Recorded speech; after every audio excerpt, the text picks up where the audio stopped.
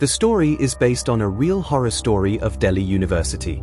Auriv, Naman and Vedansh studied in Delhi University and lived in the same room in the college hostel. It was their first year and the three of them became very good friends. One night they made a plan to explore the campus. Someone had told them that there is a very old peepal tree inside their campus which people call haunted or cursed. But no one is allowed to go there. So they made a plan to go there and see that tree. They climbed a wall of the college and reached the compound where that peepal tree was. It looked as scary as it was big. Half of its leaves were dry and half as if they had rotted. Many scarves and threads were also tied on that tree. Vedansh jokingly told both of them that if any one of them brings a dupatta from that tree, Vedansh will give him 2,000 Indian rupees. A scared Naman refused at first, but Auriv immediately started walking towards the tree. Naman stopped Auriv in fear and started telling the story of that tree. He told that it is said that a girl was killed by her boyfriend many years ago and buried under that tree. It is said that the soul of that girl is still attached to that tree. It is believed that whoever has touched that tree till date, the ghost of that girl has taken his life. But Auriv started making fun of these stories of Naman and without any fear went and stood in front of the tree. Naman kept on forbidding him to touch the tree. But Auriv in one go not only took down a dupatta from the tree but also pulled out a thread and came straight and handed it to Vedansh. Vedansh immediately gave money to Auriv as per the condition and both of them started making fun of the scared Naman. After some time, the three of them returned to their hostel. Most of the students had gone out to celebrate as the exams were over. So that night, the three of them were all alone on their floor. Out of fear, Naman had locked the door from inside and Vedansh and Auriv too were tired and fell asleep as soon as they entered the room. After some time, the three of them woke up together with the loud sound of breaking glass. When they looked around, everything was fine. But the window was opening on its own again and again. Auriv immediately got up and closed the window in fear.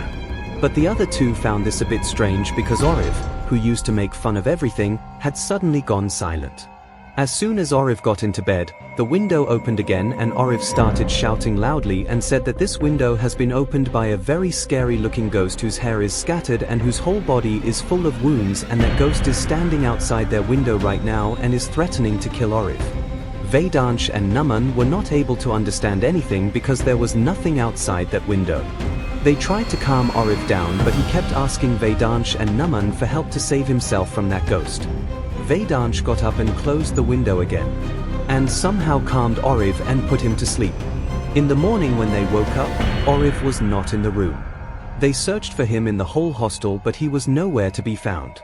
Then they got a call from a friend and he told them that the police had found Auriv's body hanging from the haunted peepal tree in the campus with his dupatta.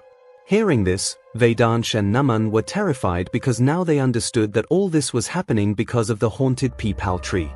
Auriv was wrapped in the same dupatta which he had stolen from that tree that night. Both of them did not know what to do. They had train tickets for the next morning to go home. So they thought that they just had to spend the night like this. That night when Naman fell asleep, he just saw that peepal tree from which a horrible looking ghost with disheveled hair and full of wounds came out and was pulling him towards her, and Naman was unable to do anything. Suddenly in the dream, the ghost started strangling him and Naman's eyes opened suddenly. Naman was sweating out of fear. But his attention went more to Vedansh sitting in front of him. He was sitting in the corner of the bed, shivering and mumbling something while looking at something. Naman called Vedansh. But Vedansh was not reacting at all. It seemed as if he was talking to someone and was getting very nervous while talking. Naman was now afraid of him. He started calling him again but Vedansh ignored him and was just shivering. Naman felt that Vedansh needed medical help. So he immediately got up from his bed and went outside the hostel warden's room and started knocking the door. But as soon as the door opened, Naman heard him. Auriv was standing in front of him whose whole body had turned blue. He looked very scary. He had the same dupatta in his hand and he was slowly coming towards Naman. On seeing him, Naman screamed loudly. But then Auriv disappeared from there and the hostel warden came quickly to Naman. He asked what happened to him?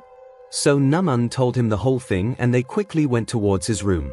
But as soon as they both reached the corridor, they saw that Vedansh was dragging himself out of the hostel screaming in pain. Both of them ran after him and reached the compound with the same Peepal tree. What they saw there made them feel bad. Vedansh was floating in the air. It was clearly visible that he was under the control of some invisible power. Vedansh was in pain that I was screaming as if someone was taking the life out of me. Naman was calling him, but it was not having any effect on Vedansh. Then suddenly Vedansh's neck cracked and he fell down on the ground. Before Naman and the hostel warden could go to him, the same horrible-looking ghost with disheveled hair and wounds appeared in front of them. She looked very terrifying. Naman and the hostel warden both fainted on seeing her and fell down.